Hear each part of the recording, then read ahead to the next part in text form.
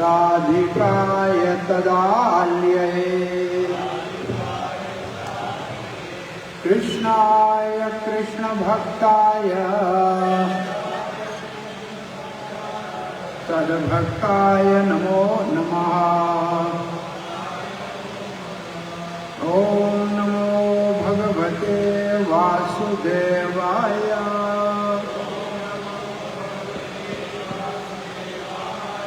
ॐ नमो भगवते वासुदेवाय।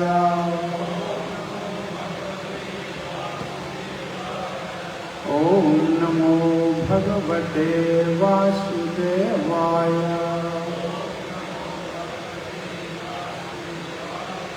नारायणं नमस्कृत्यं नरं चैव नरोत्तमम् देवीं सरस्वतीं व्यासं ततो जयमुदीरये। नष्टप्रायेषु भद्रेषु नित्यं भागवत सेवया भगवती उत्तमा श्लोके भक्तिर्भवती नैष्ठिकी। कृष्णाय वासुदेवाय देवकी नंदनाय च नंदगोपकुमाराय गोविंदाय नमो नमः। जय श्री कृष्ण चैतन्य प्रभु नित्यानंद श्री अद्वैत गदाधर शिवासादि गौर भक्तवृंद। हरे कृष्णा कृष्णा कृष्णा हरे हरे हरे राम राम राम हरे हरे। हरे कृष्णा। इस्कॉन जयपुर में प्रातः श्रीमद् भागवत के सत्संग में आप सबका हार्दिक स्वागत है। श्रीमद् भागवत महापुराण का पंचम स्कंद स्थान लीला कहलाता है, जिसमें खगोल और भूगोल का वर्णन है। और खगोल और भूगोल के वर्णन के अंतर्गत 18वें अध्याय में जम्बू द्वीप का वर्णन है। हम सब रहते हैं जम्बू द्वीप में। जम्बू द्वीप चारों ओर से खारे पानी के समुद्र से घिरा हुआ है। आप जब ब्राह्मण को घर में बुलाते हैं तो कहते जम्बू द्वीप है, भारतवर्ष है, भारत खंड है, ऐसे संकल्प पड़ता है। तो जम्बू द्वीप में 9 वर्ष हैं। 9 वर्ष में से 8 तो दिखते नहीं हैं, उनको कहते हैं भौम स्वर्ग। धरती के ऊपर स्वर्ग है। वो जो स्वर्ग लोक से वापस लौट के आते हैं ना, उन लोगों में 10,000 साल तक जीते हैं। वहाँ किसी को कोई रोग नहीं, कोई बीमारी नहीं है, कोई बुढ़ापा नहीं है, 10,000 साल तक सुखी रहते हैं। उनको कहते हैं भौम स्वर्ग।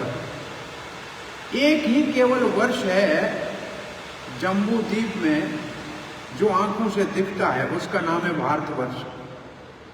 उस भारतवर्ष में भी हम रहते हैं, भारत खंड में। भारतवर्ष पूरी पृथ्वी का नाम है।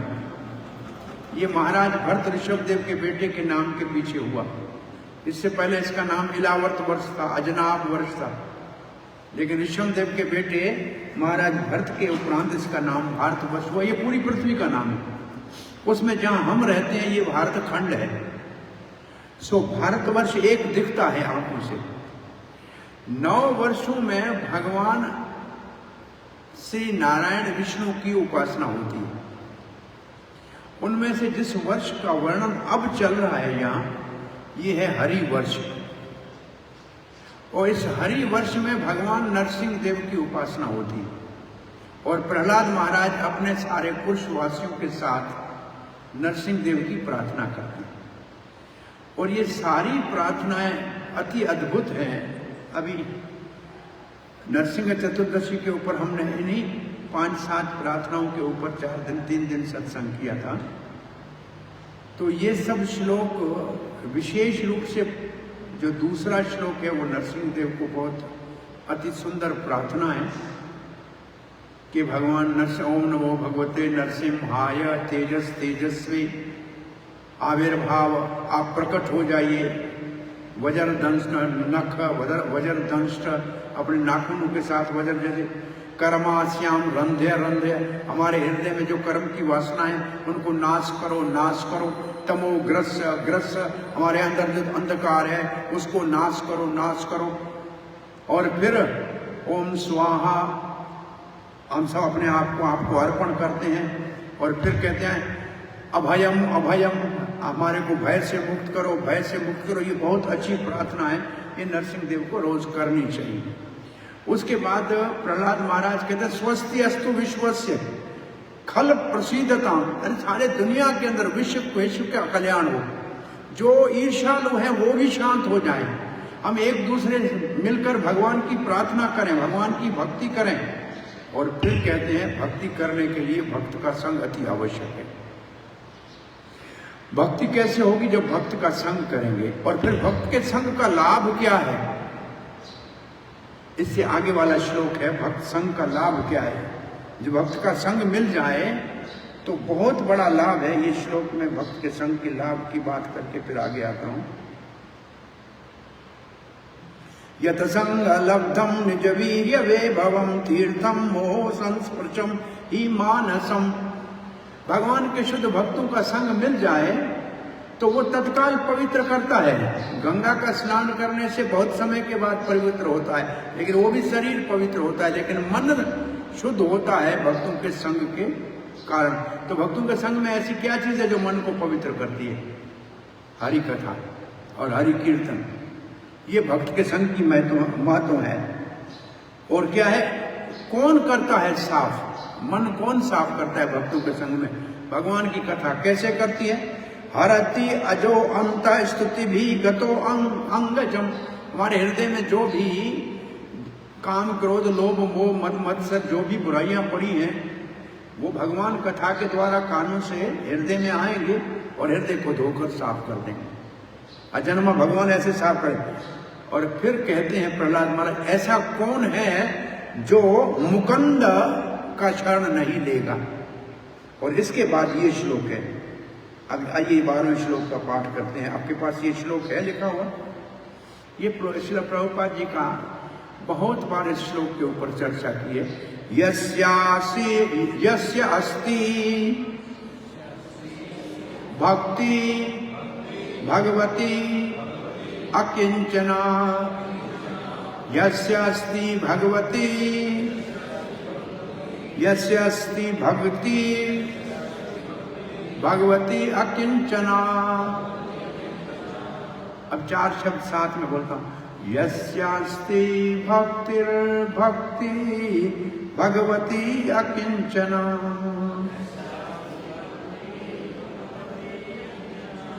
सर्वै गुणै तत्र समाश्रिते सुराः, सर्वै गुणैः तत्र समाश्रिते सुराः, हराव अभक्तस्य कुतो महद्गुणान्, हराव अभक्तस्य कुतो महागुणान्, मनोरथेना सती धावतो बहि, मनोरथेन आसति धावतो बहि। यस्यासि भक्तिर्भगवती अकिंचना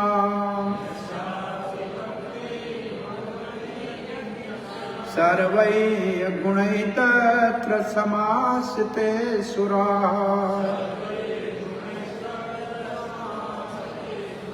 हराव भक्तस्य कुतो महद्गुणान् मनोरथेन सति धावतो बहिः यस्यास्ति भक्तिर्भगवती अकिंचना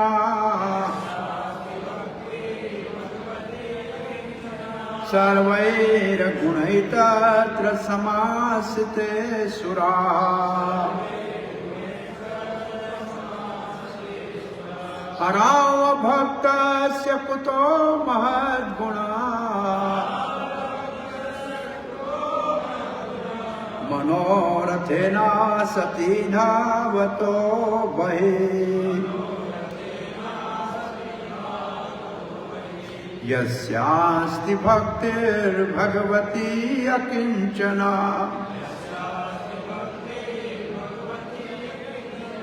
सर्वैः गुणैः तत्र समास्ते सुराः हराव भक्तस्य कुतो महद्गुणाः मनोरथेन सति धावतो बहिः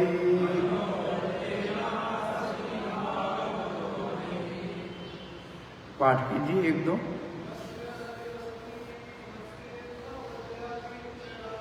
यस्यासि भगति भगवती अकिंचना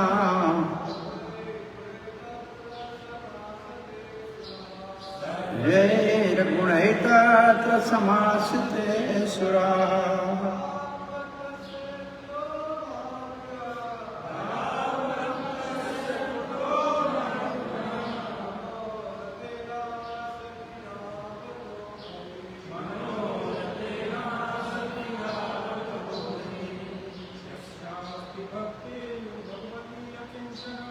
यस्यासि भक्तिर्भगवती अकिंचना सर्वैः गुणैः तत्र समास्ते गुराः हराव भक्तस्य कुतो महद्गुणाः मनोरथया सति धावतो बहिः यस्यास्ति भक्तिर्भगवती अकिंचना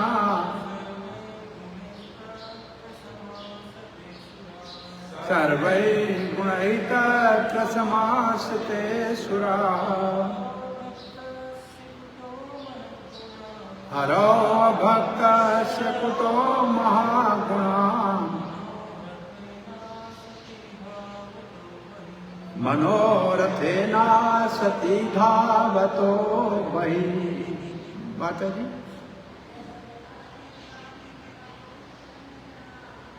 यस्यास्ति भक्तिर्भगवती अकिंचना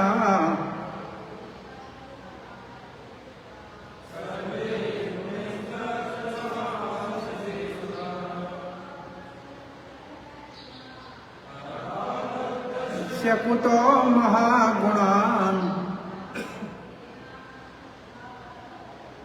मनोरथेन सति धावतो बहिः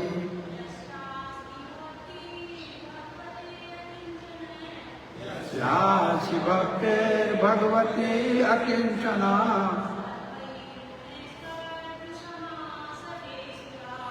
सर्वैर्गुणैः तत्र समास्ते सुराः हराव भक्तस्य कुतो महान् गुणान् मनोरथेन सति धावतो बहिः। यस्य अस्ति, यस्य का मतलब है किसी को भी, ये जब भगवान या भगवान के भक्त बोलते हैं तो वो सबके लिए होता है।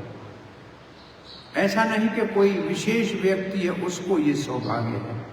हरि भक्ति करने का अधिकार सबको है, मानव हो या पशु पक्षी हो,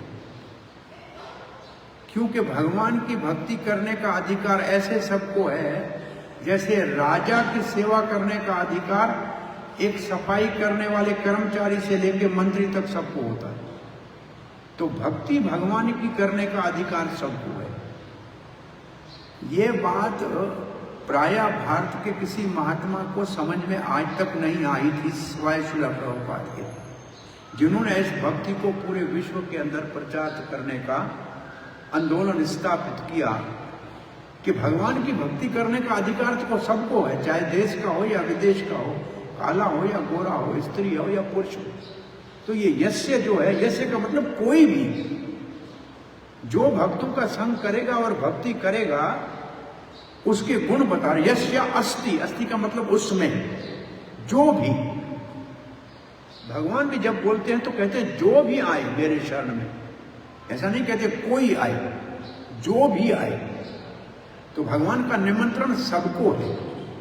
ये भगवत भक्ति तो ऐसी करने का अधिकार ही है कि जटायु जैसा गीध भी रामचंद्र की गोद में अपना प्राण त्याग सकता है, और वृंदावन की गाया भी भगवान श्री कृष्ण की प्रेम से सेवा कर सकती है। तो ये है हरि भक्ति सबको करने का अधिकार। यस्य अस्ति भक्तिर भगवती अकिंचना, इसमें मुख्य शब्द है अकिंचन। भगवान की भक्ति, भक्ति का मतलब भक्ति, भगवतों का मतलब भगवान की, अकिंचन मुख्य शब्द है। अकिंचन का मतलब है जिस भक्ति के बदले में कोई भी चीज प्राप्त करने की इच्छा न हो। अकिंचना भक्ति कौन सी है? प्रहलाद महाराज स्वयं कहता है, जब नरसिंहदेव कहते हैं कुछ वरदान मांग लो, तो कहते हैं भक्ति करके उसके बदले में कुछ वरदान मांगना ये तो वणिक का काम है। न याचे वरम, मुझे वर नहीं चाहिए, क्योंकि ये तो व्यापारी का काम है, कुछ दो और कुछ लो। मेरी भक्ति अकिंचन है। अकिंचन का भक्ति के लिए दूसरा शब्द है अनन्य भक्ति, शुद्ध भक्ति, उत्तम भक्ति, अविचारणी भक्ति। तो उत्तम भक्ति में मुख्य चीज क्या होती है? अकिंचन भक्ति में सामान्य भक्ति और अकिंचन भक्ति में क्या फर्क है, अंतर क्या है? सामान्य भक्ति तो बहुत से लोग मंदिरों में जाते हैं, ये भी भक्ति करते हैं बेचारे, मंदिर भी बहुत है, राधा कृष्ण के मंदिर भी हैं और लोग जाते भी हैं। अकिंचन भक्ति नहीं है, सामान्य भक्ति। अंचन भक्ति, अकिंचन भक्ति के लिए दो और विशेषण होने चाहिए। श्री रूप गोस्वामी कहते हैं अकिंचन भक्ति वो है अन्य अभिलाषिता शून्यम। पहले तो उसमें कोई भी संसारी भोग की या स्वर्ग आदि के भोग की अभिलाषिता नहीं है, और दूसरा ज्ञान कर्म आदि अनावृत भक्ति हो सकती है। उत्तम भक्ति और सामान्य भक्ति में अंतर यह है कि ये दो विशेषण अकिंचन भक्ति में होती है, अन्य अभिलाषिता शून्यम, ज्ञान कर्म आदि अनावृत। ये अकिंचन भक्ति को सिद्ध करने के लिए है। अब जिसकी अकिंचन भक्ति भगवान कहता है मुझ में है, प्रहलाद महाराज कहते हैं जिसकी भक्ति अकिंचन भगवान में है, ये बात कह रहे प्रहलाद महाराज और नरसिंह देव को कह रहे हैं। फिर कहते हैं सर्वैर गुणैः तत्र समासिते सुराः। सर्वैः गुणैः का मतलब सारे अच्छे गुण, तत्र मतलब वही जहां ये भक्ति है, समासिते का मतलब सम्यक आसते। सम्यक आसते का मतलब पूरी तरह से वही रहते हैं, ऐसे नहीं कभी आते हैं कभी जाते हैं, उधर ही रहते हैं। किसके? सुराः। सुर कहते हैं देवताओं को। वैसे सुर की परिभाषा क्या है? पद्म पुराण में लिखा है विष्णु भक्ता सुराः तत् विप्रिय असुरा। जो विष्णु के भक्त हैं वो सुर है, और जो उसके विपरीत हैं वो असुर है। सो देवताओं के सारे गुण उसमें आ जाते हैं। किसमें? जो भगवान की अनन्य अकिंचन भक्ति करता है। कब आते हैं? कोई अगर आपसे पूछे कब आते हैं, क्योंकि भक्ति दो प्रकार की है, साधन भक्ति और सिद्ध भक्ति। साधन भक्ति और सिद्ध भक्ति दो प्रकार की है। साधन भक्ति भी दो प्रकार की है, वैधि साधन भक्ति और रागनोगा साधन भक्ति। और सिद्ध भक्ति भी दो प्रकार की है, भाव भक्ति और प्रेम भक्ति। तो सिद्ध साधन भक्ति करते हैं सिद्ध भक्ति को जगाने के लिए, वो हमारे अंदर में पड़ी है। तो ये अच्छे गुण कब आते हैं? बोला साधन भक्ति करते ही आ जाते हैं।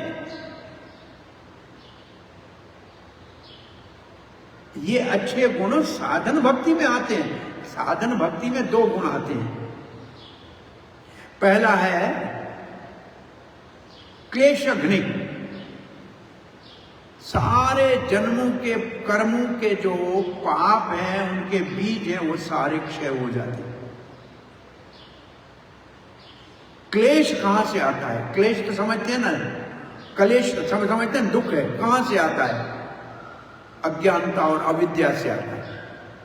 अविद्या से भौतिक इच्छाएं उत्पन्न होती है, भौतिक इच्छाओं से पाप होता है, और पाप का फल होता है क्लेश या दुख।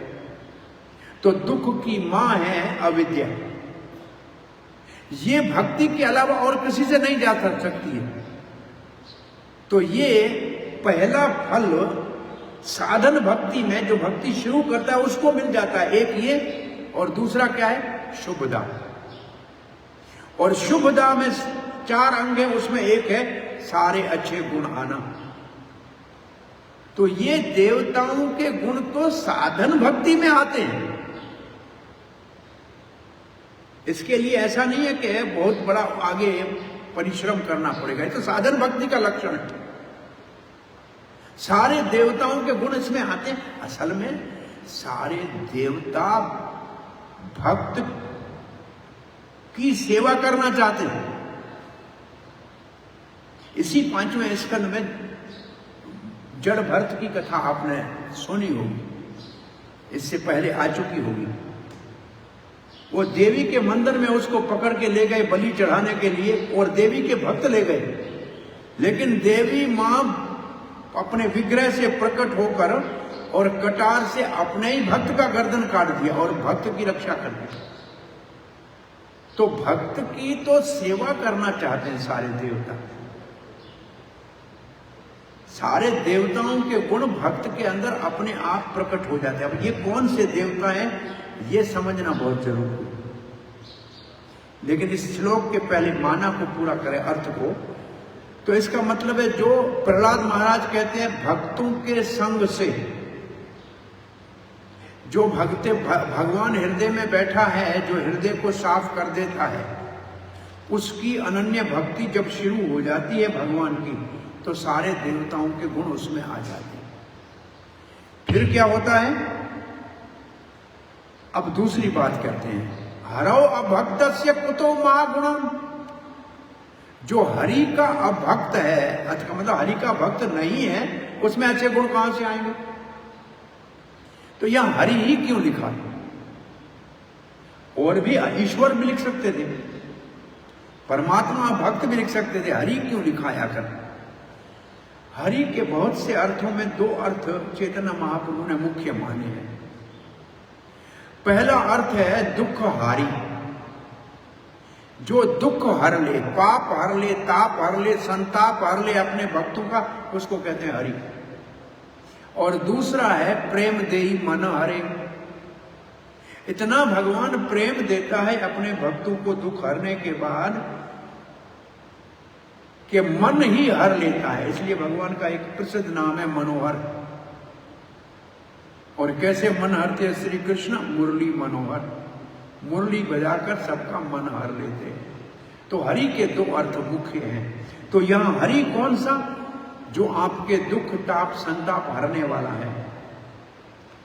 मन हरते हैं भगवान ना, ये सबसे बड़ा काम करते हैं भक्तों का। क्योंकि दुनिया में हमारे दुख का कारण भी हमारा मन है, बार बार जन्म मृत्यु के चक्कर में जाने का कारण भी हमारा मन है। आज एक बात आप सुन लो, समझ लो और पक्की कर लो, शरीर तो हमने असंख्य बदले हैं, आत्मा ने शरीर तो असंख्य बदले हैं, लेकिन मन वही है जो पहले दिन से आया। मन नहीं बदलता है, वही मन हमको एक शरीर से दूसरे शरीर में ले जाता है। दूसरा शरीर भी मिलता है मन के वासनाओं के आधार के ऊपर। तो मन तो हमारा आज भी वही है जो पहले जब इस जगत में आए थे तब था, वो आज भी मन वही है। शरीर बदले हैं, मन नहीं बदला है। और ये मन ही हमारी सारी मुश्किल का कारण है, सारे बंधन का कारण है, सारे जन्म मृत्यु का कारण ये मन है। और भगवान कहते हैं मुझे मन दे दो। मांगते हैं कि नहीं मांगते? भगवत गीता में भगवान क्या मांगते हैं? धन नहीं मांगते, मन मांग रहे हैं। और दुनिया आपका मन नहीं लेगी। आप किसी को बोलो मेरा मन ले लो, बोला क्या करेगा तेरे मन को? लाओ, धन लाओ। दुनिया को मन नहीं चाहिए, धन चाहिए, और भगवान को मन चाहिए। और मन वैसे भगवत गीता में भगवान की विभूति है। इंद्रियाणाम मनश्चास्मि 10वें अध्याय। तो जो जिसकी विभूति है, जो जिसका होता है ना, वहीं जाके ठहरता है, सब जगह नहीं चलेगा। आप पत्थर उठा के आकाश में फेंको, मिट्टी उठा के आकाश में फेंको, तो वो मिट्टी नीचे वापस धरती पे आएगी। आएगी कि नहीं आएगी? क्यों? वो धरती का अंश है। आप पानी कहीं से भी गिराओ, घूम फिर के समुद्र में जाएगा। क्यों?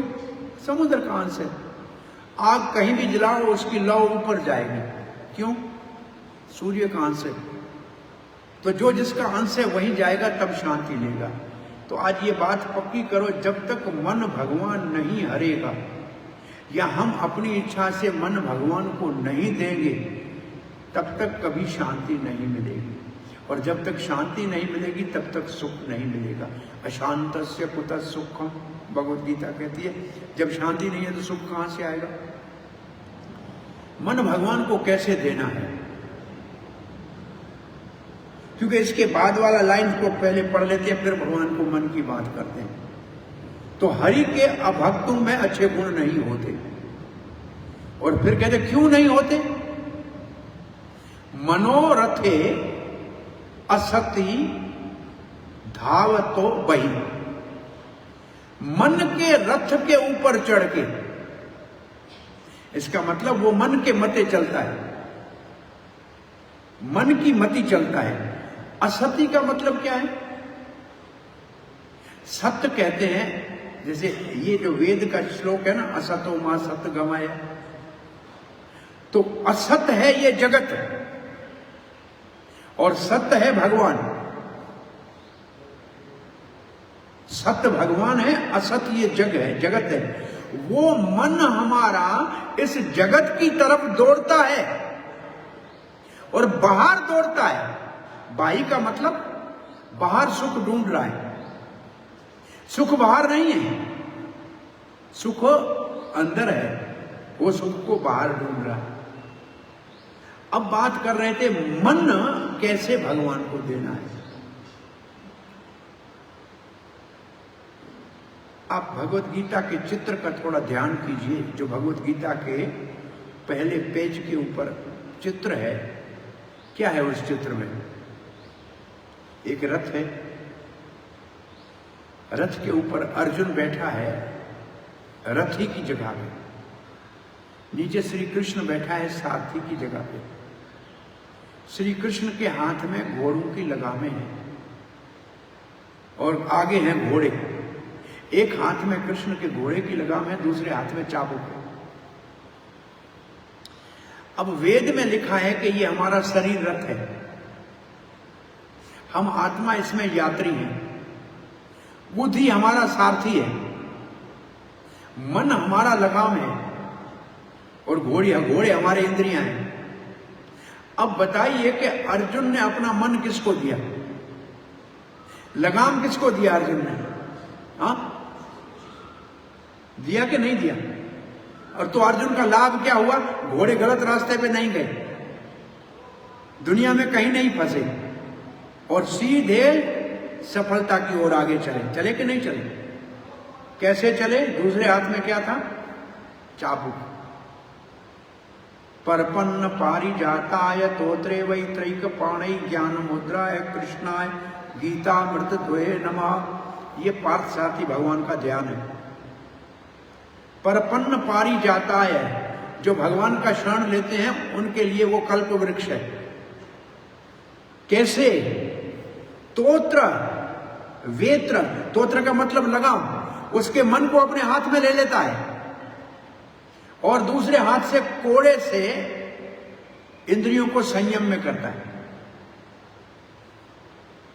और फिर जब मन भगवान को दे दिया और भगवान ने इंद्रियों में को संयम में चलाया तो त्रिवेत्र ज्ञान मुद्राय कृष्णाय, तब अर्जुन को जैसे कृष्ण ने ज्ञान दिया था वो भगवत ज्ञान, गीता का ज्ञान आपके हृदय में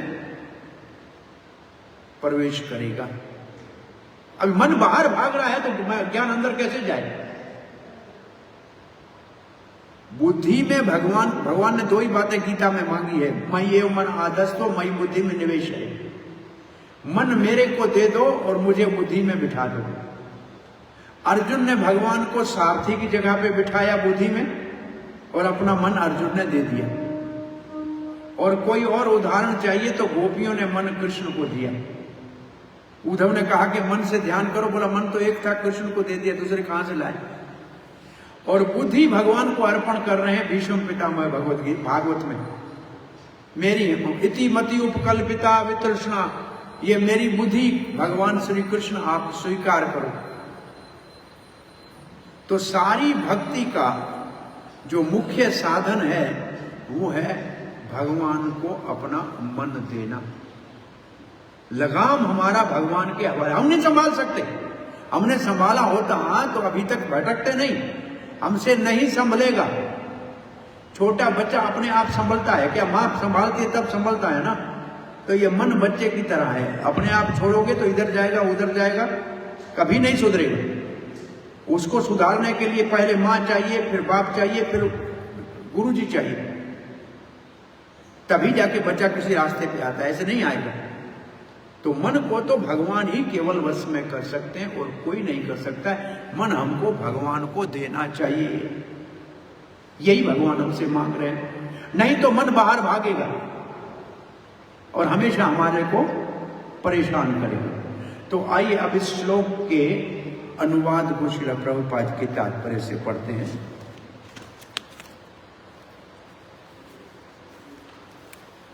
जो व्यक्ति, देखो जो व्यक्ति का मतलब खुला निमंत्रण है, कोई भी जो व्यक्ति पुरुषोत्तम भगवान वासुदेव के प्रति शुद्ध भक्ति उत्पन्न कर लेता है। ये उत्पन्न कर लेता है क्यों लिखा है? उत्पन्न करने का मतलब ऐसे कि सूर्य का उगना। अब कोई आदमी सूर्य को उगाता है क्या? बस रात भर इंतजार करना है, सुबह सूर्य अपने आप उग जाएगा। तो भक्ति शुद्ध को उत्पन्न करने का मतलब शुद्ध भक्ति पहले से भगवान ने हमारे अंदर भर के भेजी है। हमको साधन भक्ति करके उसको जगाना है। कृष्ण प्रेम नित्य सिद्ध साध्य कबू नाई, जो भगवान ने अपना प्रेम है हम सबके हृदय में भर के भेजा है। किसी का हृदय प्रेम से खाली नहीं है, लेकिन प्रेम बाहर नहीं आ रहा। तो कैसे बाहर आएगा? श्रवणादि शुद्ध चित्ते करो उदय। अगर हम भगवान की कथा का श्रवण करेंगे, आदि का मतलब कीर्तन करेंगे, तो जो अंदर पड़ा है प्रेम वो उदय होके बाहर प्रकट हो जाएगा। तो लिखा क्या है? वो भक्ति को जो क्या कर लेता है? उत्पन्न कर लेता है। ऐसा नहीं कहीं और से लाना है, पहले से अंदर पड़ी है। एक बड़ा अच्छा उदाहरण इसके लिए समझाने के लिए देते हैं। ये गर्मियों की मौसम आ गई ना, मई जून का महीना, तो धरती में पानी तो होता है, लेकिन पंप जो होता है, चाहे हैंड पंप हो या मोटर हो, तो बीच में हवा आ जाती है। पंप चलाओ तो हवा आती है, पानी नहीं निकलता। तो बड़े पुराने बुद्धिमान लोग क्या करते थे, पानी खत्म नहीं हुआ, पानी पड़ा है अंदर, बीच में हवा आ गई है तो क्या करते थे, ऊपर से बाल्टी से 2-3 मग पानी डालते हैं जग, जैसे अंदर पानी गया फिर पंप चलाओ पानी आ जाएगा। ऐसे भगवान का प्रेम अंदर भरा पड़ा है, इधर माया आ गई है, थोड़ी हवा बीच में, कान के द्वारा 2-4 बाल्टी कथा की डालोगे तो प्रेम बाहर निकल आएगा। इसको कुछ नहीं करना है, ये इसका अर्थ है कि प्रेम बाहर कैसे निकलेगा। अब प्रभुपाद जी अनुवाद में लिखते हैं कि प्रहलाद महाराज कहते हैं जो व्यक्ति, इसका मतलब कोई भी भाग्यशाली भक्त, कोई लिखा भले कोई है लेकिन आएगा कौन, ये दूसरा श्लोक है भागवत का। अगर घर से आपने संकल्प किया कि मैं भागवत कथा सुनने जा रहा हूं, अभी आए नहीं हो, घर में आपने विचार किया, तो भगवान अवरुध्यते हृदय में एकदम सावधान हो जाएगा, अरे मेरी कथा सुनने जा रहा है। भगवान एकदम हृदय में जागृत हो जाएंगे, अरे मेरी कथा सुनने जा रहा है, बड़े प्रसन्न हो जाएंगे भगवान। और भगवान प्रसन्न होंगे तो हम भी प्रसन्न हो जाएंगे। हम प्रसन्न तभी होंगे जब भगवान हृदय में प्रसन्न होंगे, उसी से प्रसन्नता हमारी आती है। लेकिन कौन जाएगा भागवत सुनने के लिए, वहां लिखा है उसके नीचे कृति भी का मतलब सुकृति भी, जिसके कई जन्मों की भक्ति जनक सुकृति उदय हुई है, वही कथा सुनने जाएगा, सब नहीं जा सकते। भक्ति कौन कर सकता है, जिसकी कई जन्मों की भक्ति जनिक सुकृति उदय हुई है, और भक्तों का संग, तभी भक्तों का संग मिलता है, और जब भक्तों का संग मिलता है तो भक्ति शुरू होती है। भक्तों का संग मिलना क्या, इसका मतलब आपकी सुकृति उदय हो गई और भगवान ने भक्तों का संग दिला दिया, और भक्तों का संग मिला तो भगवान की कथा मिली, तो फिर आपका ये प्रोसेस चालू हो गया। तो इसलिए कई जन्मों की जब भक्ति जनिक सुकृति, दान पुण्य वाली सुकृति नहीं, यज्ञ तप वाली सुकृति नहीं, भक्ति जनिक सुकृति, वो कई जन्मों की जब उदय होती है तब भक्ति का अधिकारी कोई बनता है और कभी भक्तों के संग में आता है। श्री प्रभुपाद जी कहते हैं हमने हमारे इतने बड़े भव्य मंदिर इसलिए स्थापित किए हैं कि ये विश्वविद्यालय है, यहाँ हमारे भक्त जो है वो प्रोफेसर हैं, और सामान्य लोग जो आते हैं उनको यहाँ शिक्षा दी जाती है कृष्ण भक्ति की। तो ये मंदिर नहीं है, ये स्कूल है, ये कॉलेज है, ये विश्वविद्यालय है, जहाँ आत्म तत्व की विद्या दी जाती है, जहाँ कृष्ण प्रेम की विद्या दी जाती है। प्रभुपाद की परिभाषा में science of soul and science of love of God, ये दो चीजें यहाँ सिखाई जाती हैं। प्रभुपाद जी एक मंदिर बना रहे थे तो कहा कि इतना बड़ा लाखों करोड़ों रुपये लगा के मंदिर बनाते हो, लोग बहुत बीमार हैं, अस्पताल बनानी चाहिए, स्कूल बनानी चाहिए। प्रभुपाद ने कहा कि कौन कहता है ये मंदिर है, ये हमारा विश्वविद्यालय है, जहाँ आत्मज्ञान दिया जाएगा, कृष्ण प्रेम का पाठ पढ़ाया जाएगा। और दूसरे को कहा ये बहुत बड़ा हमारा चिकित्सालय है, और यहाँ मानसिक रोग से ग्रस्त लोगों की चिकित्सा होगी। और कौन से रोग की चिकित्सा होगी, जन्म मृत्यु जरा व्याधि, उसकी चिकित्सा होगी, जिसकी चिकित्सा दुनिया के किसी अस्पताल में नहीं है। तो ये सिर्फ माथा टेकने वाला मंदिर नहीं है। प्रभुपाद ने एक बार वृंदावन में बैठे हुए कहा, मैं अकेला यहां से बिना संपत्ति के 40 रुपये भारतीय लेकर पाश्चात्य देश में प्रचार करने गया था। आज 10 साल में 40 अरब से अधिक भगवान श्री कृष्ण की संपत्ति है पूरे विश्व में। और फिर प्रभुपाद ने कहा हमारे मंदिर लोगों को दर्शन करा के पैसा मांगने के लिए नहीं है, हमारा मंदिर उनको कृष्ण की भक्ति सिखाने के लिए है। और फिर प्रभुपाद ने कहा लक्ष्मी तो प्रचार का बाय प्रोडक्ट है, आप प्रचार करोगे तो लक्ष्मी अपने आप आ जाएगी, और लक्ष्मी साधु के चरणों में आती है। प्रभुपाद ने वहां जो शब्द कहा है विशेष, वो ये कहा है कि मंदिर में आने वालों के दिल को देखो, जेब को मत देखो। और ये लोग भी इतने होशियार हैं, जेब भी दिल के ऊपर बनाते हैं, क्योंकि पैसे में बहुत प्रेम है। तो असल में देखें दिल में तो भी देखना तो यहां जेब से ही पड़ेगा, लेकिन अगर आप दिल में देखेंगे तो अगर मंदिर में आया है कुछ, तो मंदिर उसको सुकृति हुई तब आया ना। आप उसको कृष्ण की भक्ति दोगे तो वो सब कुछ दे देगा, और आप कुछ मांग लोगे तो फिर कुछ देगा, फिर वो सब कुछ नहीं देगा। वो आया है दिल देने के लिए भगवान को, इसलिए उसकी भक्ति के पोषण के लिए आप उसको अच्छा कृष्ण भक्ति का संग दो, तो बाकी जो आप चाहते हैं, मानो कि आपकी इच्छा है, वो आवश्यकताएं भगवान सब अपने आप पूरी कर दे। तो ये जो प्रभुपाद जी का भाव है कि ये भक्ति, यहां आगे लिखते हैं,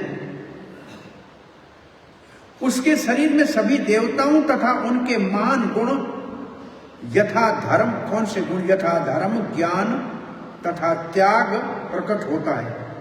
इसके विपरीत जो व्यक्ति भक्ति से रहित है और भौतिक कर्मों में व्यस्त हो रहता है, उसमें कोई सद्गुण नहीं होते। भले ही कोई व्यक्ति योग अभ्यास में दक्ष क्यों न हो और अपने परिवार और संबंधियों का भली भांति भरण पोषण करता हो, वो अपनी मनोकल्पना द्वारा भगवान की बाह्यंग शक्ति की सेवा में तत्पर होता है। भला ऐसे पुरुष में सद्गुण कैसे आ सकते? प्रभुपाद जी ने ये भावार्थ लिखा है, असल में अनुवाद में भावार्थ लिखा है। अनुवाद में भावार्थ क्या लिखा है प्रभुपाद जी ने? कि कुछ लोग क्या है, भक्ति नहीं करते हैं, बड़े ज्ञानी हैं, योगी हैं बड़े, या कर्मी हैं, अपने परिवार को अच्छी तरह से पाल रहे हैं, लेकिन वो काम काहे का कर रहे हैं? बाह्यंग शक्ति की सेवा कर रहे हैं। ये बाह्यंग शक्ति प्रभुपाद ने कौन से शब्द के लिए लिखा है? असतो। मनोरथे आसती जो शब्द है, असती, सती असती, तो ये असत्य की परिभाषा है, बाह्यंग शक्ति की सेवा कर रहे हैं। और करनी किसकी सेवा? और अंतरंग की सेवा कौन करता है? महात्मानस्तु मां पारथ देवीं प्रकृतिमाश्रिता भजते अनन्य मनसो ज्ञात्वा भूतादिम अव्ययम् सततम कीर्तन यंतो मान यततस्य दृढ़व्रता नमस्यन्तस्य मां भक्त्या नित्य युक्ता उपासते। ये है अंतरंग शक्ति की देव सेवा। ये है दोनों में अंतर। अच्छे गुण किस में आएंगे? जो दैवी प्रकृति का शरण लेगा, और देवी प्रकृति है राधा रानी, और उसका शरण लेने का सबसे आसान तरीका है हरे कृष्ण महामंत्र। ये हरे राधा रानी को संबोधन है, और इससे महात्मा बन जाएगा, नहीं तो दुरात्मा रह जाएगा। बाह्यंग की सेवा करने वाला कभी सफल नहीं होगा जीवन में। तो ये तात्पर्य में प्रभुपाद जी ने दो बातें और लिखी हैं कि भक्तिहीन योगी भी हो, ज्ञानी भी हो, कर्मी भी हो, तो भी सफलता नहीं मिलेगी। ये प्रभुपाद ने क्यों लिखा, कहां से लिखा? ये चेतना चैतन्य का एक श्लोक है। भुक्ति मुक्ति सिद्धि सकले अशांत, भुक्ति मुक्ति सिद्धि सकले अशांत, कृष्ण भक्त निष्काम अतएव शांत। प्रभुपाद जब ये लिख रहे थे तो ये श्लोक उनके हृदय में आया कि कोई भुक्ति, भोग की इच्छा करे, धन कमाए, परिवार चलाए, स्वर्ग भी जाए, तो भी उसकी इच्छा तो है ना स्वर्ग जाने की। और कोई मुक्ति की इच्छा करे, इसका मतलब ब्रह्म में जाए, तो मैं भगवान बनना चाहता हूं, तो बड़े से बड़ी इच्छा है ना कि मैं ब्रह्म बनना चाहता हूं, भगवान। और कोई योगी है तो बड़ी सिद्धियां चाहे, ये भी तो इच्छा हुई ना। तो जब तक इच्छा है, जब तक आशा है, तब तक दुनिया का दास है। निराश है तो हरि के अमृत का प्यास उसको आ जाएगी। संसार से निराश हुआ तो हरि के अमृत की प्यास जागेगी। भक्ति विनोद ठाकुर कहते हैं शिला, जब तक संसार से हताश नहीं हुआ है तब तक भगवत प्रेम में प्रेरित नहीं हो सकता। तो बाह्यरंग शक्ति की जब तक सेवा करेगा तब तक आगे नहीं बढ़ सकता। अब श्रील प्रभुपाद जी अनुवाद लिखते हुए पहले ये श्लोक लिखते हैं कि जैसे पहले श्लोकों में कहा गया है, इससे पहले लिखा है, प्रभुपाद जी लिखते हैं जैसे कि अगले श्लोक में व्याख्या की गई है। अगले श्लोक का मतलब क्या, कौन सा, आने वाला श्लोक। अंग्रेजी में लिखा है इसके लिए,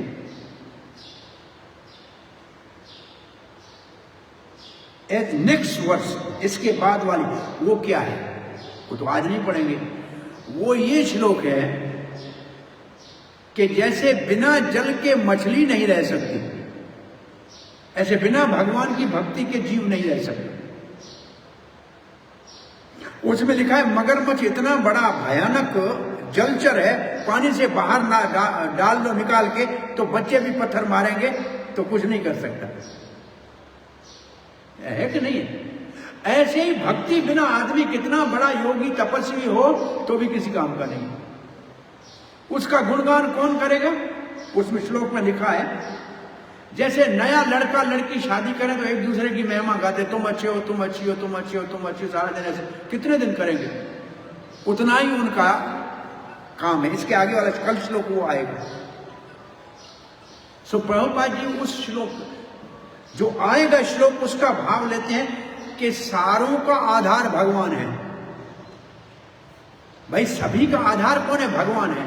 और तब भगवान प्रभुपाद जी को कौन सा श्लोक भगवत गीता का याद आया, ममैवांश जीवलोके जीवभूत सनातन मनसृष्टानि इंद्रियाणि प्रकृतिस्थानि कर्षति।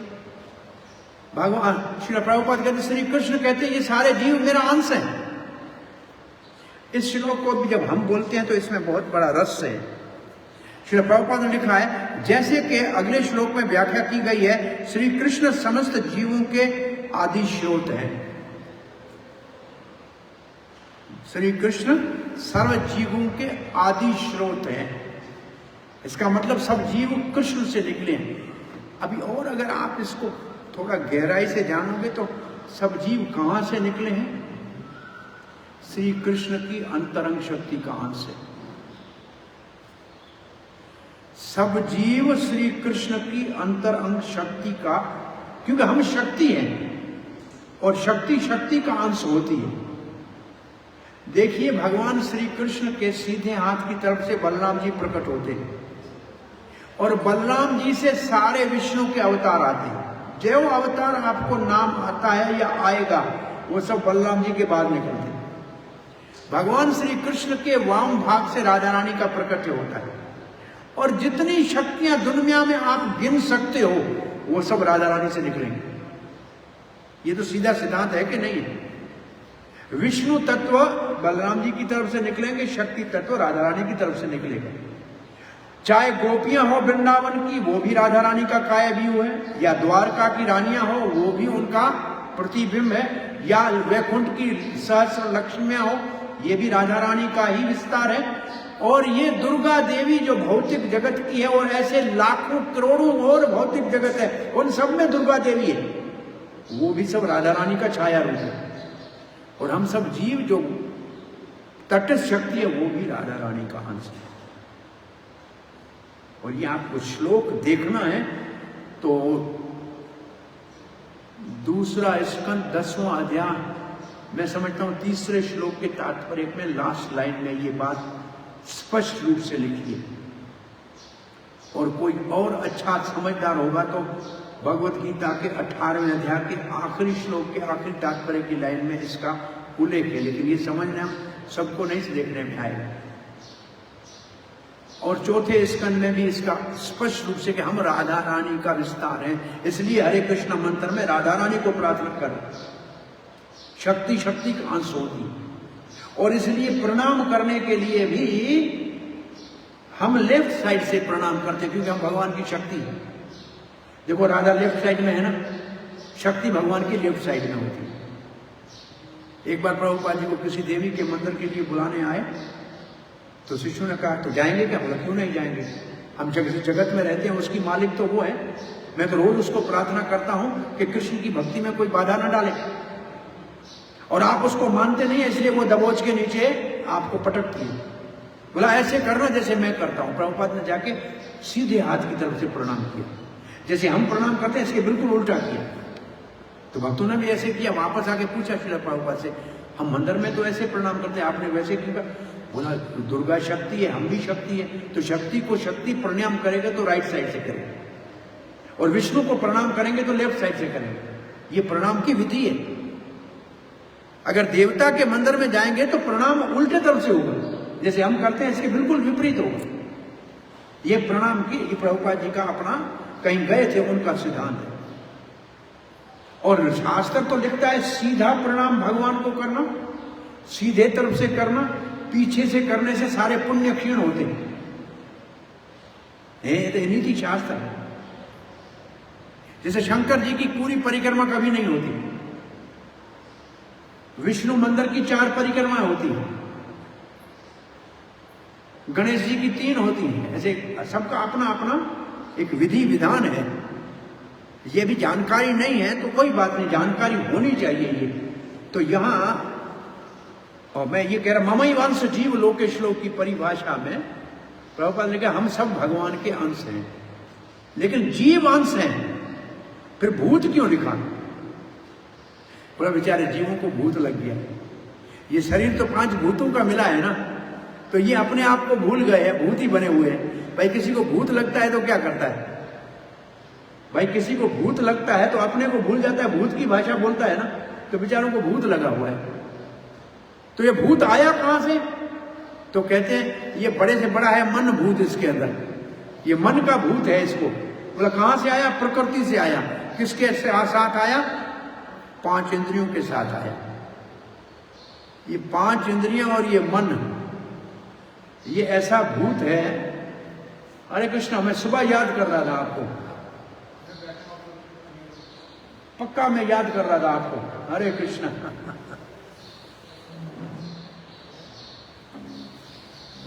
ये मोदी जी को आप सब जानते होंगे। हाँ, यहाँ की सेवा, भूमि पुरानी सेवा इनकी है, और ये वृंदावन के पुराने प्रेमी भक्त है। वृंदावन का इनका राधा रमन में माना और सेवा का प्राचीन भाव है। और जब कोई बहुत अच्छा भक्त बन जाता है ना, भगवान उसका धन सब हर लेते हैं। भागवत में लिखा है वो हर लेते हैं। क्यों? क्योंकि उसको भगवान अपना मानते हैं कि ये मेरा हो गया, अब धन को क्या करेगा। अब ये आज का श्लोक है कि बाहर नहीं, अब उसको बाहरंग शक्ति की सेवा नहीं करनी, अब अंतरंग शक्ति की सेवा करनी। श्रील प्रभुपाद ने ये श्लोक लिखा है, और इस श्लोक को लिखने के उपरांत प्रभुपाद जी लिखते हैं सभी जीव आत्माएं श्री कृष्ण के भिन्न अंश हैं। भिन्न अंश है, सेपरेट पार्ट एंड पार्सल। भिन्न अंश के इसका मतलब क्या होता है? एक होता है स्वांश, दूसरा होता है विभिन्न अंश। ये भगवान के अंश के 2 विभाग है। स्वांश का मतलब विष्णु तत्व, जैसे नारायण है, राम है, नरसिंह है, ये स्वांश है। और ये जीव आत्मा है, ये विभिन्न अंश है। स्वांश का मतलब दोनों एक जैसे। विभिन्न अंश का मतलब है जो अलग अलग होने की इच्छा रखता है तो अलग हो जाए।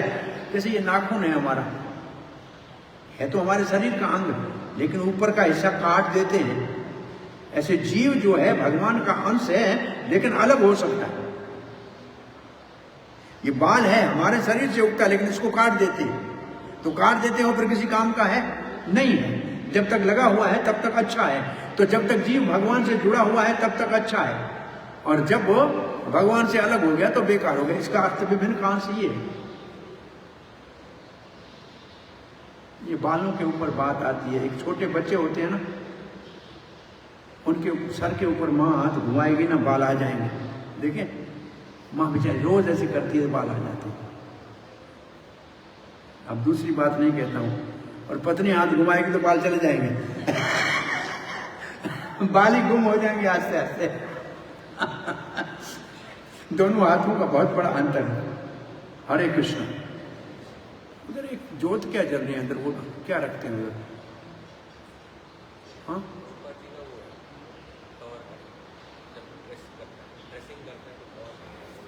मैं उधर एक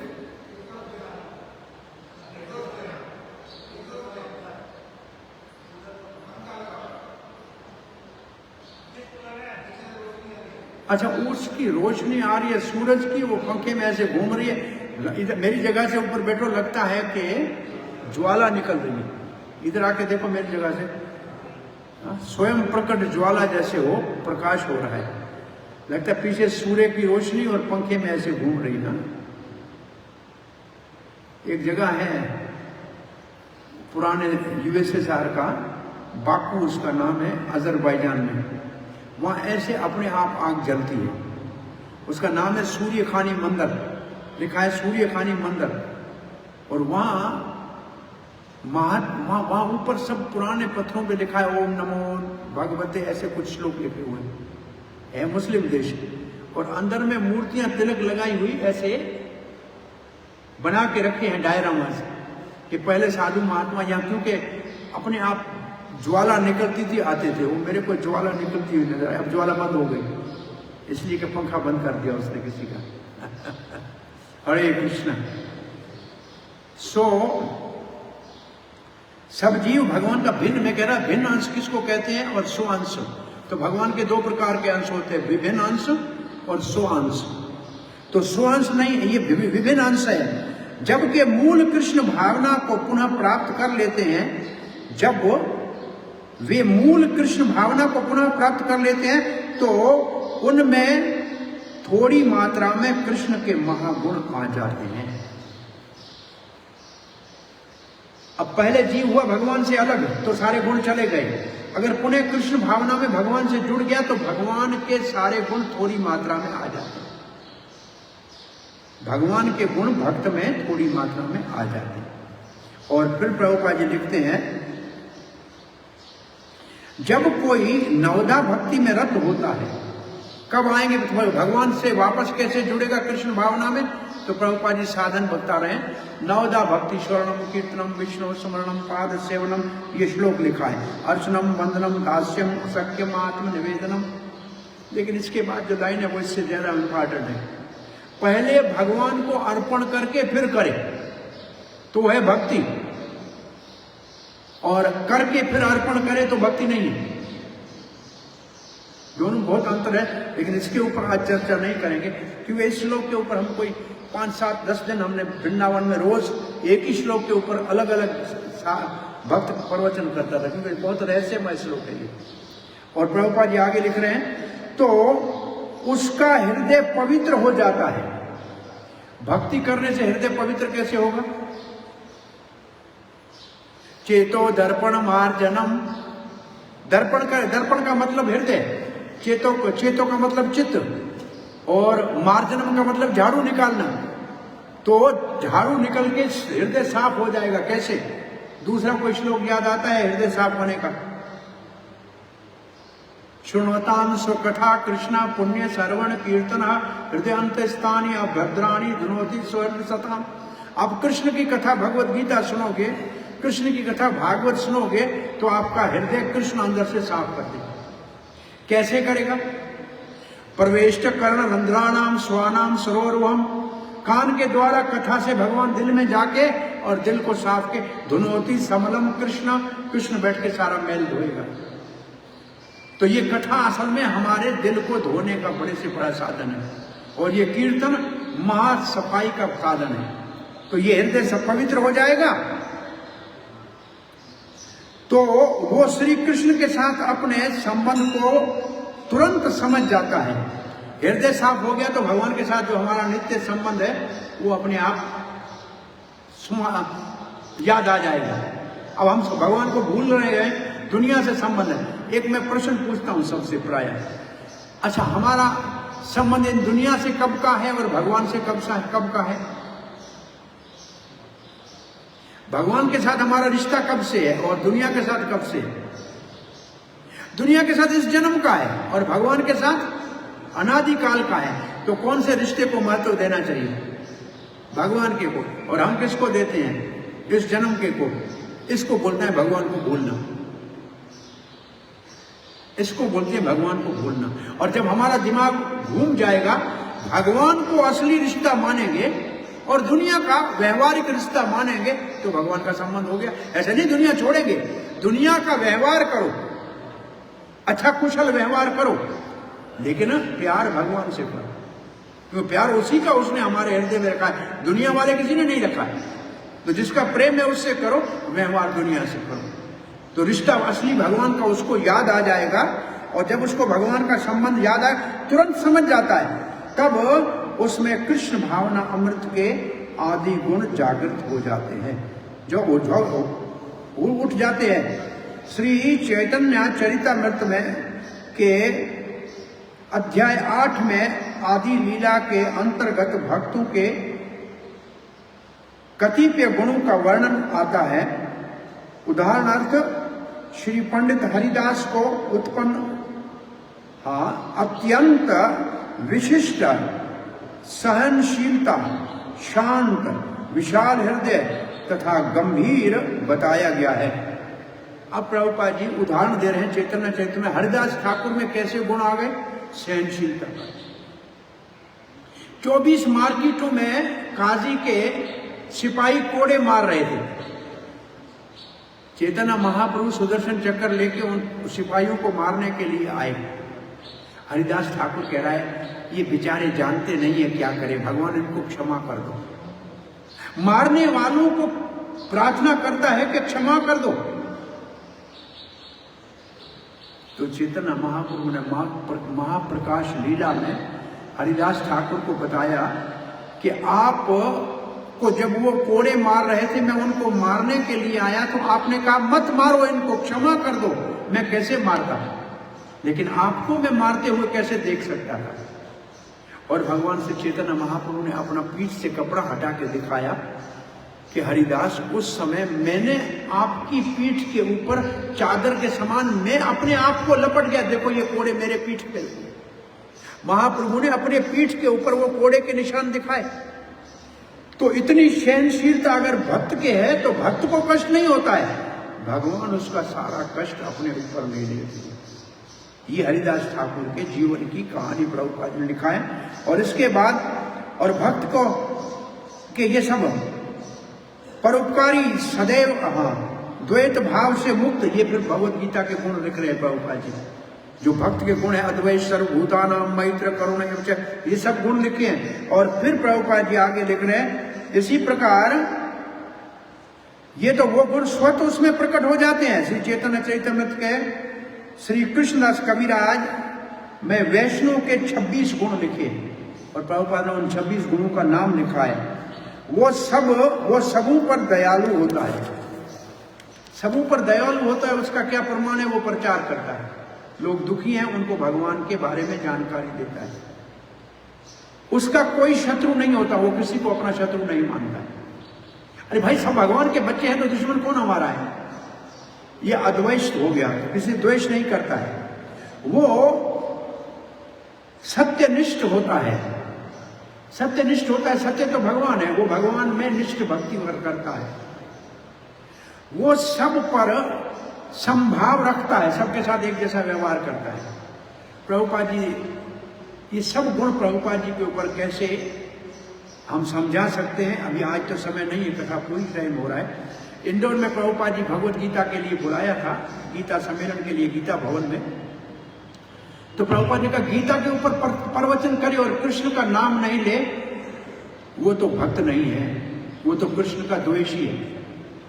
तो कोई एक बड़ा व्यक्ति आके प्रभुपाद को कहना, आप महात्मा नहीं, आप महात्मा हैं, आपको सबके साथ एक जैसा व्यवहार करना चाहिए।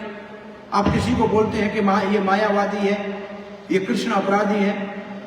प्रभुपाद ने कहा, मैं समदृष्टि हूं, और आप समदृष्टि है तो फिर किसी को डांट रहे हो। प्रभुपाद ने कहा, मेरी समदृष्टि ये है कि मैंने भगवत गीता का संदेश बिना पक्षपात के देश विदेश में सबको दिया है, ये मेरी समदृष्टि। तो साधु समदृष्टि कैसे होता है? सबको सरेआम भगवान का संदेश देता है। अब जो लाभ ले वो उसकी भाग है। साधु तो समदृष्टि ऐसे होता है जैसे बादल से बरसात होती है, तो ये नहीं बरसात नीचे देखती है कि पत्थर है, पहाड़ है, हरी भरी जमीन है या गंदा नाला है, वो तो सबके ऊपर वर्षा करता है। ये समदृष्टि की परिभाषा है। किसी ने बोला ये क्या फायदा होता है, ये पानी भी समुद्र से लेके बादल फिर समुद्र के ऊपर बरसा रहा है, इससे क्या फायदा होगा? ऐसे लगता है ना, पानी समुद्र में बरसात होगी तो क्या फायदा होगा? तो कोई महात्मा ने कहा देखो उसके अंदर एक सिप्पी बैठी है, एक सिप्पी बैठी है, वो स्वाति नक्षत्र के उस पानी को ले ले पेट में तो मोती बनता है। तो ऐसा नहीं है कि समुद्र के ऊपर पानी बेकार जाता है, उसमें मोती बनते हैं, तो उसका भी बहुत बड़ा महत्व है, लेकिन वो सबको समझ में नहीं आता। तो साधु ऐसे समभाव होता है जैसे बादल होता है, सबके ऊपर समान वर्षा करता है। अब कोई जमीन हरियाली है तो उसके अंदर बहुत सुंदर फल फूल हो जाएगा, और कोई विशीली है तो उसके अंदर भांग भी हो सकती है, और किसी का माथा भी खराब कर सकते हैं। इसमें बादल का कोई दोष नहीं। तो ये तो जंतर का अंतर है। तो भगवान तो समदृष्टि है। ये समदृष्टि के ऊपर बहुत बड़ा प्रश्न भगवान के ऊपर उठाया गया है भागवत के 7वें स्कंद में, कि भगवान पक्षपात करता है, असुरों को मरवा देता है, देवताओं का पक्ष लेता है अंदर का। भगवान के ऊपर पक्षपात का आरोप लगाया। तो सुखदेव महाराज कहते हैं ये बिजली तो एक है, सारे आ रही है, ये माइक से आवाज को बढ़ा रही है, पंखे से हवा दे रही है, कूलर को ठंडा कर रही है, हीटर को गर्म कर रही है, इसमें बिजली का दोष है क्या? बिजली तो सब एक जैसी है ना। अरे पानी तो खेत में एक ही जाता है, आम मीठा हो गया, नींबू खट्टा हो गया, करेला कड़वा हो गया, पानी का दोष है क्या? नहीं, बीज का दोष है। तो ऐसे तुम्हारा जैसा यंत्र है वैसा तुम व्यवहार करोगे। भगवान सबके साथ समान है, भगवान किसी से पक्षपात नहीं करते, और भक्त भी किसी से पक्षपात नहीं करता है। उसमें किसी प्रकार का अवगुण नहीं पाया जाता, वो उदार होता है। उदार का मतलब है जो अपने पास है उससे ज्यादा देने की दिल रखता है। वो मृदु होता है, मीठा बोलता है, वो सदैव स्वच्छ रहता है अंदर से और बाहर से। बाहर से स्नान करता है, अंदर से हरि नाम लेता है, इससे पवित्रता होती है। उसके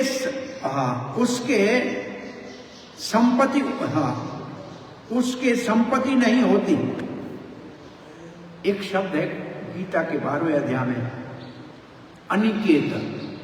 भक्त के लिए शब्द क्या है? अनिकेत। अनिकेत नाम किसका है? शंकर जी का नाम है अनिकेत। अनिकेत का मतलब जिसको अपना घर नहीं है। शंकर जी ने अपना घर बनाया आज तक? पार्वती ने एक दिन कहा कि घर के बगैर कैसे रहोगे, बिना घर के तो नहीं रह सकते, बोला बना लो अपना घर, तुम तो मालिक हो। पार्वती ने बड़ा महल बना दिया। बोला घर में प्रवेश करना है, बोला बुलाओ ब्राह्मणों को।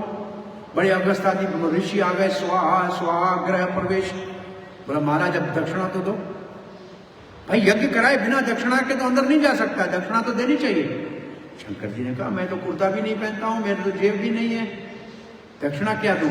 अरे ब्राह्मणों, ये घर आपको दक्षिणा में दिया। वही घर भाई ब्राह्मणों को दिया और शंकर जी फिर जाके कैलाश में बैठे। तो शंकर जी का नाम है अनिकेत। और भक्त के लक्षणों में अनिकेत निकेत भक्तिमान में प्रियो नरः। जो भक्त अपना घर नहीं बनाता है वो बहुत भगवान को प्रिय है, क्योंकि वो भगवान के घर में रहता है। अब बताओ इतना बड़ा जिसके पास ड्राइंग रूम हो, वो काय के लिए अपने घर छोटे कुटिया में रहेगा? हाँ, इतना बड़ा। अब आपके घर में कितने लोगों का भोजन बनता है? 4, 5, 7 का ना, और यहाँ रोज 100 लोग 200 लोग का भोजन बनता है कि नहीं? तो ऐसे छोटे घर में क्यों रहे? बड़े घर में रहेगा वो। अपना घर नहीं है का मतलब है भगवान के घर में रहता। अनिकेत, ये अनिकेत की परिभाषा है। वो सभी के कल्याण के लिए कार्य करता है, वो शांत होता है, वो श्री कृष्ण के शरणागत होता है, उसका कोई भौतिक कामना नहीं होती, वो विनम्र होता है, वो स्थिर चित्त होता है, वो अपनी इंद्रियों पर नियंत्रण रखता है, वो आवश्यकता से अधिक नहीं खाता, वो ईश्वर की माया के से प्रभावित नहीं होता, वो सबों का आदर करता है, वो अपने समान का भूखा नहीं रहता, सम्मान का भूखा नहीं रहता, वो अत्यंत गंभीर होता है, वो कृपालु होता है, वो सखा होता है, वो कवित्वपूर्ण होता है, वो पदु होता है और वो मित भाषण होता है। यहाँ ये आज के श्लोक का भावार्थ पूरा होता है। तो आप इस श्लोक से क्या ले जाना चाहेंगे? समय तो ज्यादा हो गया। इस श्लोक से आप ये ले जाना चाहिए कि भक्तों का संग करके अपने हृदय में जो भगवान ने भक्ति भर के भेजी है उसको जागृत करना चाहिए, तो सारे अच्छे गुण देवताओं के आ जाएंगे। और इसके ऊपर आज हमें चर्चा ही नहीं कर पाया। हमारी हर इंद्रियों के ऊपर एक देवता है। आंख का सूर्य देवता है, अहंकार का रुद्र देवता है, मन का चंद्रमा देवता है, कान की दिशाएं देवता है। ये देवता वैसे सबको अपने कर्मों का फल कराते हैं, लेकिन भक्तों के अंदर ये देवता सारे सद्गुण पैदा कर देते हैं। और ये देवता इतने खुश होते हैं जब भक्त भगवान का कीर्तन करते हैं, देवता कहते हैं हमारा कल्याण हो जाएगा। इनकी इंद्रियों में बैठ के हमको सुख मिल रहा है, वो फिर उनके अनुकूल हो जाते हैं। तो वो देवता उनके अंदर अनुकूल गुण पैदा करते हैं। कौन? जो हमारे इंद्रियों के देवता है। आपको मालूम है हमारी इंद्रिय है, ये इंद्रिय का खोपा है। इसके अंदर इस इंद्रियों के लिए 3 शब्द है, आध्यात्मिक, आदि भौतिक, आदि देविक। तो आदि देविक जो इंद्रियां हैं वो देव है हर इंद्रिय का। आदि भौतिक ये आंख है, ये आंख का तो बाक्स है, लेकिन इसके अंदर आंख दूसरी है, ये आंख नहीं है। तो वो आध्यात्मिक है, ये आदि भौतिक है, इसके ऊपर आध्यात्मिक देवता होता है। और देवता ये इंद्रिय का संचालन करता है। ये कथा करके कथा को पूरा करता हूं। एक महात्मा ने बहुत अच्छा आश्रम बना दिया। आश्रम में लगाए फल फूल। कोई गाय अंदर आ गई, उसने गाय को मारी लाठी, गाय मर गई। यमराज ने कहा कि तेरे को गाय हत्या का पाप लगा है, तुमको गाय हत्या का पाप भोगना पड़ेगा। उसने बोला हाथ ने मारा है, मैंने नहीं मारा है, हाथ के अंदर इंद्र देवता है, इंद्र देवता ने मारा है, उसको दंड दो, मेरे को क्यों दे रहे? यमराज ने कहा ठीक है मैं पूछ के आता हूँ। इंद्र देवता को कहा ये कह रहा है आपने गाय को मारी है। बोला मेरे को पहले पूछ देखने दो कि ये कौन से स्तर पे है। इंद्र वहां ब्राह्मण छोटा बन के ब्रह्मचारी चला गया आश्रम में। बोला अरे महात्मा आश्रम तो बड़ा अच्छा बना है। बोला बड़ा परिश्रम किया मैंने, बहुत बड़ी मेहनत करी। अरे बगीचा तो बहुत अच्छा लगा है, सुबह शाम पानी देता हूँ। अरे कमरे बड़े अच्छे बनाए। बोला ये साधु संतों से रहने के लिए बहुत जगहों जाना पड़ा, लोगों को प्रार्थना करनी पड़ी, तब बना है। तब वो इंद्र के रूप में ब्राह्मण कहता है घर तुमने बनाए, आश्रम तुमने बनाए, फूल तुमने लगाए, कमरे तुमने बनाए, गाय मैंने मारी, लो गाय हत्या तुम्हारे ऊपर लगेगी। अगर वो कहता कि ये सब भगवान का है, तो फिर इंद्र कहता ठीक है जब तुमने भगवान के ऊपर रखा है तो मैंने मारी। अब तुम बाकी काम अपने मन से करते हो, सिर्फ मेरे को गाय मारने के लिए इंद्र ने मारी नहीं। तो हमारी इंद्रियां सारे काम देवता इंद्रियों के शुभ हो जाते हैं भक्त के लिए। इंद्रिया अरे ये शनि देवता है, सब लोग डरते हैं उससे। वो कृष्ण भगवान की पत्नी कालिंदी, जमुना उसका भाई है। जमुना का शनिदेव भाई है कि नहीं है? तो भगवान श्री कृष्ण का साला हुआ कि नहीं हुआ? तो भगवान श्री कृष्ण के भक्तों के साथ वो कोई झगड़ा करेगा क्या? नहीं करेगा। उनसे बहुत प्रेम करता है, मोहब्बत करता है और बहुत प्रेम करता है। तो इसलिए वो पूछा कृष्ण से कि शनिदेव भी कृष्ण के पास चला गया, लक्ष्मी तो पहले ही खड़ी थी। बोला आपको कौन अच्छा लगता है? कृष्ण दोनों की ओर मुस्कुरा के देखा, बोला दोनों अच्छी हैं। लक्ष्मी तुम आती हो तब अच्छी लगती हो, और शनि तुम जब जाते हो तब बड़े अच्छे लगते हो। सो ये शनि चला जाएगा जब भक्त बन जाओगे, लक्ष्मी आ जाएगी जब भक्त बन जाओगे, लेकिन वो भगवान की सेवा में लगाना। आज कथा को यहाँ विराम देते हैं। हरे कृष्ण। समय नहीं है प्रश्न का। ग्रंथराज श्रीमद् भागवतम की जय, श्री प्रभुपाद की जय, निताई गौर प्रेमानंदे हरि हरि बोल। किसी का प्रश्न जिज्ञासा है तो नहीं?